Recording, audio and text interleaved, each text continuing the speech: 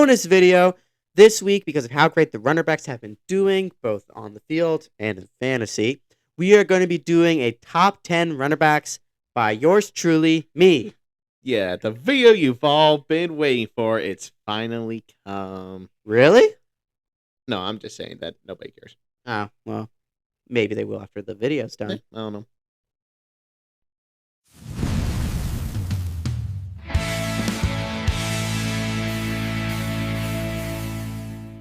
Glory be Jesus Christ. Glory forever. Welcome to Dynamite Duo Sports, the podcast where we break down the NFL's top storylines with the facts, including the fact that if for some reason you drafted Derrick Henry with your number one pick in fantasy this year, I feel sorry for you. I'm Giuseppe. I'm Antonios. And today, Tony is going to be ranking his top 10 running backs of the 2025 season, or whatever criteria he has chosen to rank them with. Mm-hmm. Yeah, so, I feel like when I did this, when I looked into it, see the top 10 running backs, it was pretty easy for me to pick. There was 10 running backs I feel like I definitively knew were top 10. One of them's probably a little controversial, but before I even get into that, the honorable mentions I have are both for different reasons, so I'm going to do them individually. So to start one off, you have Derrick Henry. Now, Derrick Henry is not doing well this year, really. He has had some big games when they've actually handed him the ball, because that's a big problem. The problem is they're not actually using him. But also, Derrick Henry, I am giving a little favor to last season for him with this video, just because he was so good. He is still a good running back. They're just not using him right. That I just want, and he's also he's my favorite running back, currently in the league, just biased from being a Titans fan. And so I just want to give him the shout out that he deserves. So he is one of the honorable mentions. Now, the other honorable mention I want to give is Cam Skattebo. Now, the reason why he's not in the top 10 is because he's hurt and out for the rest of the season. That WWE matchup. If you have not seen the video of the WWE what he did, go watch it. It is probably the funniest thing I saw this past weekend. And was it staged? I don't know. I don't care. Before I continue, I want to say something. Do you lean your head for the taco or do you dominate the taco? I have a soft wrap tortilla and a burrito, so I just eat it straight. I'm trying to think. When I eat taco, it's like Guy Fieri said Monday Night Football. It's 50-50. You lean to it a little bit, but not a lot like Eli did. Like when Eli leaned into it, that was too much. But Guy Fieri, little tilt, that's what I do. Or just do a burrito style. Don't worry. Or do burrito style, then you'll definitely dominate the burrito. But with Cam Skattebo, he was playing amazing. He was playing old-fashioned football, just running into players, knocking them over. Players getting so scared that they would actually try and tackle from the side because they're worried if he would break the ribs like with the Chiefs. So Cam Skattebo is definitely, if he was still healthy. Cam Skattebo running downhill at you is the new Derrick Henry stiff arm. Yeah, basically. So with that being said, if he was still healthy, he would definitely be really high in this top 10. But since he's not, I still want to give him the shout out he deserves. So that's why he's an honorable mention. Now we're going to get into the actual top 10.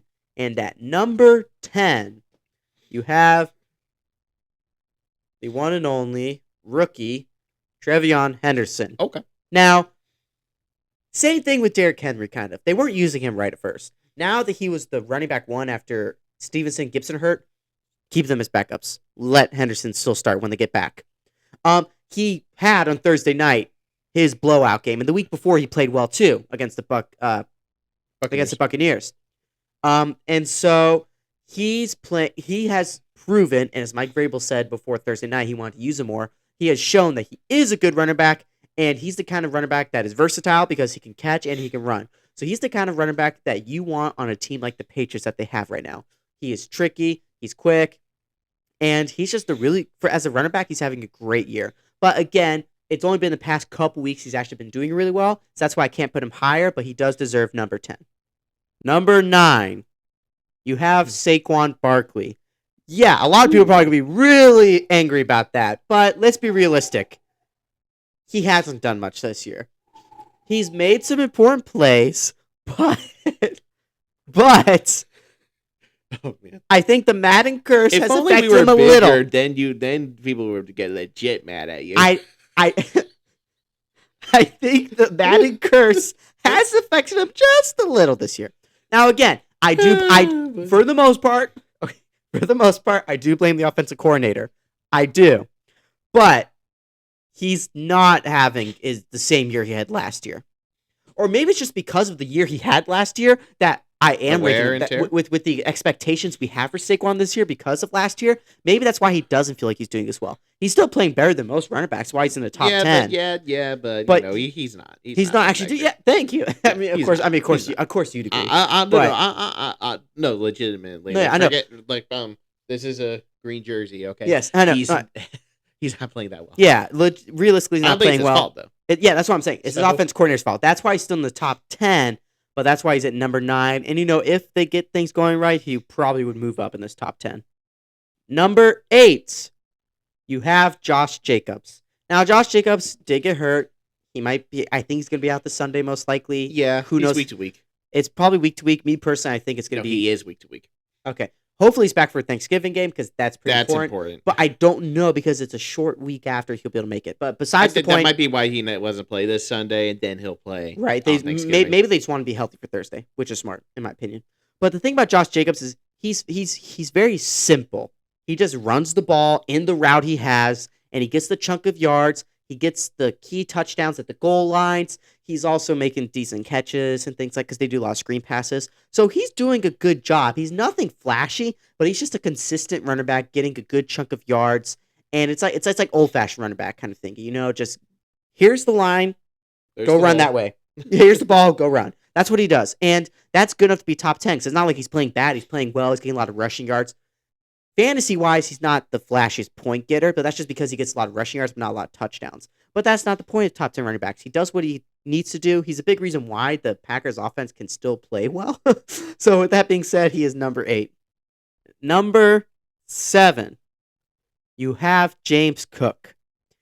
James Cook is hit or miss this season, and that's most seasons actually with James Cook. When he brings his A game, fantasy points galore. And the Bills normally win. When James Cook doesn't play, whole offense kind of struggles and things like that. So he's a great running back when he chooses to step up. Now, I'm not saying it might not necessarily be his fault. It could be that the defenses were smart and they're like, let's go after James Cook. That'll affect their whole offensive strategy. If that's the case, that's probably the case. That's why. But he's still a really good running back, very versatile too. He's the best plays he's at is like when you do a little short path to him, he gets like 50 yard plays. That's what he's really good at. So he's a very talented running back, but not talented enough to be any higher. So that's why he's number 7. Number 6, you have Devon Achane. If there's only one good thing about the Dolphins, it's Devon Achane. He's a quiet running back this year. No one realizes how much he's doing for that team right now. I will say this feels a little low, but you think it's low? I think it's low. Okay, well, if you see my top 5 running backs, I need to see what it is first. But like I was thinking about putting him over someone. I chose not to in the end. Which if you want to swap him, I would not disagree. But he's the only good thing about the Dolphins. The only good thing about him. And it's like, again, though he has had a couple games where he kind of didn't do much. But again, can you really blame him when he's the only thing that's working on their offense? So he deserves a lot of credit. If you want to put him higher, I wouldn't care. But for me, based off the other running backs I have, I put him at number 6. Now we are getting into the top 5. And at number 5, the person who I think you could swap Devon with if you make the argument is Bijan Robinson. That's who you want to swap him with? Because, Bijan Robinson has had insane games this year where he's been above and beyond. Yeah. But he's also had games where he's had like 30 rushing yards. Yeah. So the thing about Bijan is that he has insane games, but he's also had games where he's done nothing. And and again, he's a great running back. He's obviously one of the best. But right now, currently this season, there are other running backs that are playing better than him. When you see them, I don't think you disagree. Okay. Yeah. But for now, he is number 5. And I thought he was going to be higher, but then I looked at the other running backs. I was like, oh my gosh, Bijan's actually going to be like number 5. So yeah, that's why he's number 5. You'll see if you agree or disagree. But yeah, for now, number 5. Oh boy. Number 4. You got Rico Dowdle. Rico Dowdle has been playing so well that these past 2 weeks, when he's had like 100 scrimmage yards, that's considered meh. But realistically, over 100 scrimmage yards is still like really impressive. And so he's had. I personally think Rico Dowdle might start going downhill because his luck might be running out, or maybe he'll keep playing well. But for now, he's playing on a whole nother level when he's the starting runner back that he deserves to be at number 4 right now, without question. He is playing better than he's been more consistent than Bijan right now. In half the games. But I'm going to give him credit where credit's due right now because he's playing on a whole nother level, and that's why he's number 4. Number 3, you have Jahmyr Gibbs. Okay. Jahmyr Gibbs is playing really, really good football. And he's probably the only thing that's been consistent on the Lions this entire season. And honestly, Monday night or Sunday night, when they played the Eagles, half his plays were like 40-yard chunk gains. Sunday night. Yeah, that's why I said Sunday night, not Monday night. I corrected myself. Okay. He had huge plays, and they decided still to not use him. They only ran the ball like 12 times, but every pass play was like behind the line. He got like 40 chunks, like 40 yards. That's like big chunks. And so I don't know why they haven't been using him more, but he's playing really good. And this was the year where I said it would show if he's definitively like a running back that can stand on his own, because they're not using Montgomery as much as they did last year, and it's shown that they can, and that's why he is number 3. Number 2, I bet a lot of you guys forgot about him. I think he just did. I did. You have Christian McCaffrey. I had a lot of doubts about Christian McCaffrey before the season started. We both did, and we were very wrong. He's got some sort of weird magic going on that's kept him healthy. Something's going on. But good gosh, he is playing insane right now. If it was for Christian McCaffrey, the 49ers would not be 7-4 right now, because he's made so many plays on the offense when everyone's been injured. He's been stepping up a lot, and he's just been playing really, really good. Honestly, if Jonathan Taylor takes all the spotlight, people don't realize he's playing very similar to Jonathan Taylor right now. And I'm just gonna say real quick, we all know who number 1 is. It's Jonathan Taylor. I'm just gonna throw that out right now, just right now. There's no question about Jonathan Taylor being the best. Jonathan Taylor is, no offense to Christian McCaffrey, but he's had two games where puts him in conversation for best for top 5 running back in NFL history. Type of games. But what I'm saying is that with Christian McCaffrey, Jonathan Taylor's the level up of Christian McCaffrey. Yes. They're both playing very similar ways of like catching, running, getting the touchdowns. If they were on their team would be terrible. Yes, that's what I'm saying. Okay. It's like they're both the same, except Jonathan Taylor's at another level. That's why he's above Christian McCaffrey. But these are, when you think about it, these are two undoubtedly the most consistent running backs this entire season. And it's the reason why their teams are so good. So that's why Jonathan Taylor number 1 and Christian McCaffrey number 2. So there you have it, guys. My top 10 running backs. You got Jonathan Taylor, Christian McCaffrey, Jahmyr Gibbs, Rico Dowdle, Bijan Robinson, Devon Achane, James Cook, Josh Jacobs, Saquon Barkley, Trevion Henderson, then honorable mentions of Cam Scatabo and Derrick Henry. Giuseppe, what do you think? I can tell probably by some of your reactions, there's probably from like 6 to 3, there's probably a whole mix-up you probably have, but what do you think? So one thing I will say, just, me personally, just because of the number of touchdowns that he's gotten this year, I would put Javonte Williams in honorable mentions. No, because the past couple weeks he's not been doing anything. Last couple weeks he hasn't been very good. I was going to put him in, but then I watched, because I was waiting for Monday night. I'm like, okay, if he could do something Monday night, like looking back to how he did the first half of the season so far. Well, to be fair, that he didn't need to. I understand that.